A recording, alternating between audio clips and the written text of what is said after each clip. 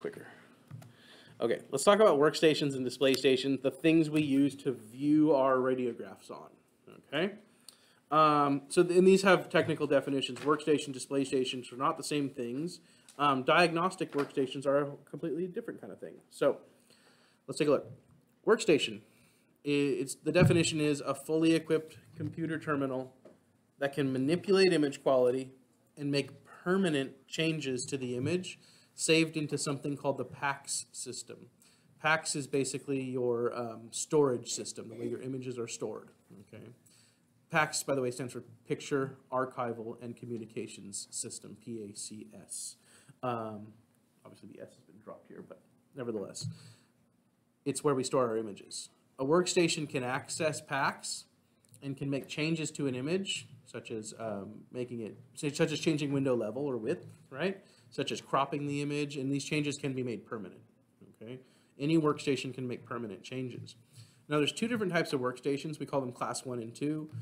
Class 1 workstations, the radiologist has those, okay, or your doctor, if it's your doctor reading the X-rays out where they work, right? They're not reading the X-rays on a small little computer screen. Okay, Class 1 workstations have, for one, should have two high-resolution monitors. These have a 2,000 by 2,000 pixel matrix. Big pixel matrix, right? And peripherals for full communication and printout.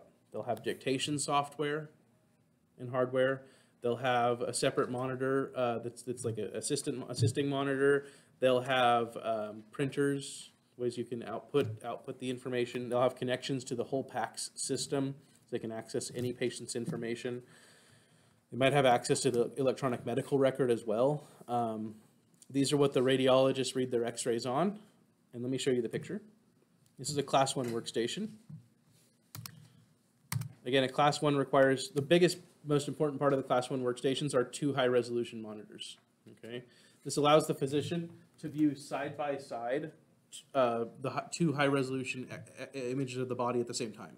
Okay, for example, in this one given here is a two-view chest X-ray series where you have the front view on the right and the lateral side view on the left. Okay, seeing the same body from two different dimensions, from two different angles, letting us see all three dimensions of that person and allowing them to properly diagnose disease. So radiologist, Class 1 workstation. Class 2 workstations have a single lower resolution monitor, usually 1,000 by 1,000 pixels, so lower resolution.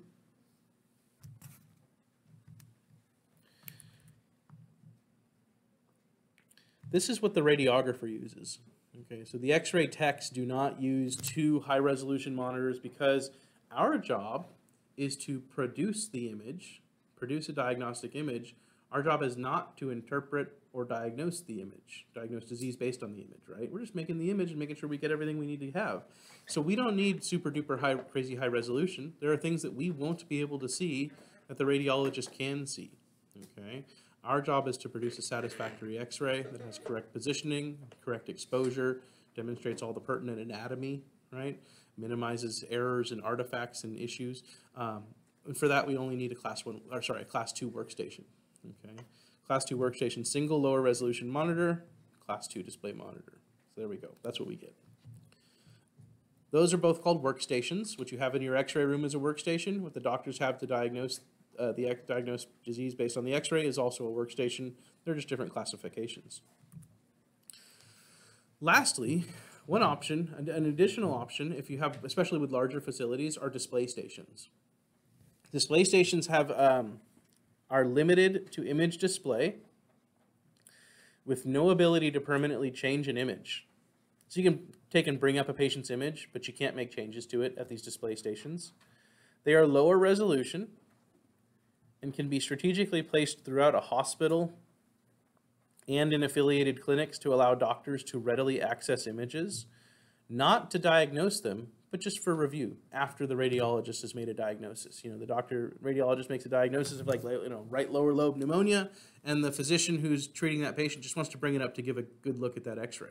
Okay, you can use the display station for that. All workstations and display stations must be located where ambient room lighting can be controlled.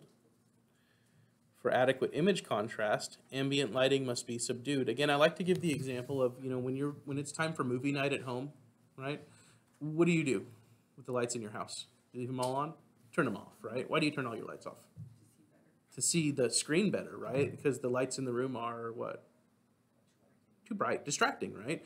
Earlier, you asked me, right, if I could turn this off, right? Why'd you do that? It was reflecting off the TV, right? So this is like ambient room lighting, right? It was reflecting off the TV, making it more difficult for you guys to see what you were trying to look at, right? And I couldn't tell because I'm not looking at that screen, right? So I turn it off and, less reflective light and you can see a little better, right? You want to decrease ambient lighting in the room because it's distracting, okay? Again, just think about movie night. Okay, good. That completes chapter 29. So,